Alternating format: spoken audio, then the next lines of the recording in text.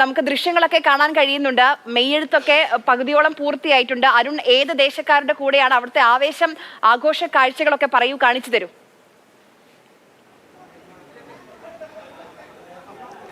ആര്യ, രാവിലെ തൊട്ടേ പറഞ്ഞിരുന്നു വിയൂർ ദേശം കപ്പ് എടുക്കുമെന്ന് പറഞ്ഞിട്ടാണ് ഞാൻ തുടങ്ങിയത്. വിയൂർ ദേശത്തിന്റെ കൂടെയാണ് ഇത്തവണ. ഒരു മാറ്റവും ഇല്ല. നല്ല വയറെടുപ്പുള്ള പുലികളെ നമ്മൾ കണ്ടു. അവർ സമയത്തിന്റെ ഒക്കെ തിരക്കിലേക്ക് കടന്നുണ്ട്. അവസാനഘട്ട തിരക്കാണ്. ഇപ്പോൾ നമ്മൾ രാവിലെ പറഞ്ഞു നമ്മൾ കുറച്ച് ടൂൾസ് ആയിട്ടാണ് വന്നിട്ടുള്ളത്. മാതൃഭൂമി ന്യൂസ് സംഘടന നമ്മൾ ഒരു ടൂൾ പുറത്തെടുക്കാൻ പോവാണ്. ആ വയറെടുപ്പുള്ള പുലികളുടെ കാര്യം പറഞ്ഞു. ആദ്യം നമുക്ക് ആ ഒരു വയർ എങ്ങനെ ഉണ്ട് എന്നൊന്ന് അളന്നു നോക്കാം. കനിയേട്ടാ, അതൊന്ന് നോക്കി. നമ്മളെ പേരെന്തായിരുന്നു? അജിപ്പുലി. അജിപ്പുലിയുടെ അളവ് നമ്മൾ നോക്കാൻ പോവാണ്. അജിപ്പുലി 44. അജിപ്പുലി 44 വെച്ച് അജിപ്പുലി പോരാടുകയാണല്ലേ? തകർക്കണം, വൈകുന്നേരം പെടക്കണം. അജിപ്പുലി 44. അടുത്ത പുലി എത്തിയിട്ടുണ്ട്. പേരെന്താ? മാത്തൻ പുലിനെ നോക്കാം നമുക്ക്. മാത്തമ്പുലി 51. മാത്തമ്പുലി 51 ഒരു തരം. മാത്തമ്പുലി ഒരു 7 മുന്നിലാണ്. ഇതാണ് 51 മാത്തമ്പുലി. അപ്പോൾ ഇനി ഇത് ഒരു ട്രെയിലർ മാത്രമാണ് ആര്യ. ബാക്കി പുലികളുടെ ഒക്കെ വയറെടുപ്പ് ഇനി വരാൻ പോകുന്നതേ ഉള്ളൂ. ഇത് നമ്മൾ ഒരു ടൂള് മാത്രം. അടുത്ത ടൂള് വരും മണിക്കൂറുകളിലുണ്ട്. അപ്പൊ വിയൂർ ദേശം സ്ട്രോങ് അല്ലേ? പിടിക്കൂല നമ്മള്? അത്രേ ഉള്ളൂ. പിടിക്കും, പടയ്ക്കും, അരമണി കിലുക്കി വയറ് കുലുക്കിയ ഒരു ആട്ടമാണ്. അതിന് മുമ്പുള്ള ആവേശമാണ് ഇവിടെ എന്തായാലും നടക്കുന്നത്. നമ്മളെ ഫുൾ സ്വിങ്ങിലാണ് എന്തായാലും മാതൃഭൂമി ന്യൂസ് സംഘം. പ്രേക്ഷകർ എവിടെയും പോണ്ട.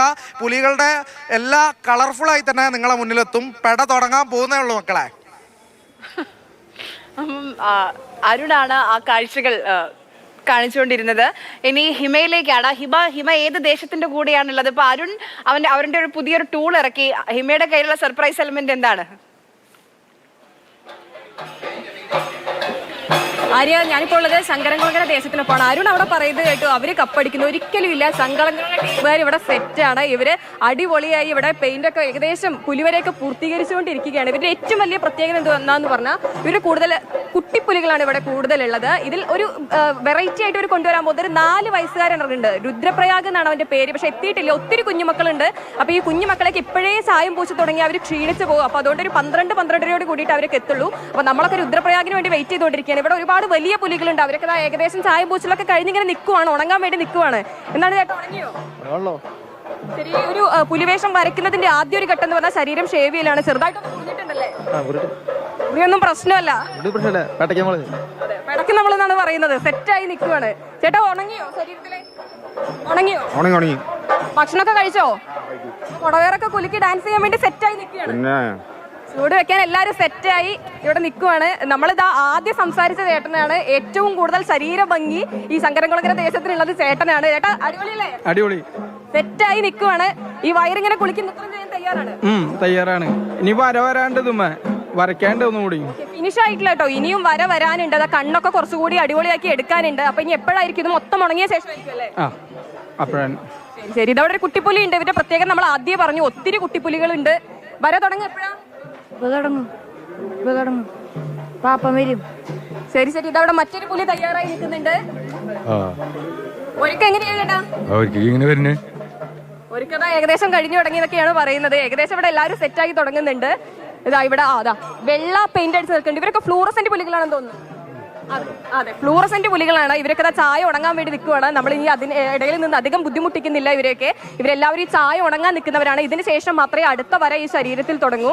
ഇതിനിടയിൽ എനിക്ക് പറഞ്ഞു പോകാനുള്ള മറ്റൊരു കാര്യം, നമ്മളിങ്ങനെ വിചാരിച്ചു ഇതിനിടയിൽ നമ്മളെങ്ങനെ ഒരു വെറൈറ്റി പിടിക്കുമെന്ന്. അപ്പൊ നമ്മളിപ്പോ പുലിവേഷമൊക്കെ ഇറങ്ങി സെറ്റ് ആയിട്ടുണ്ട്.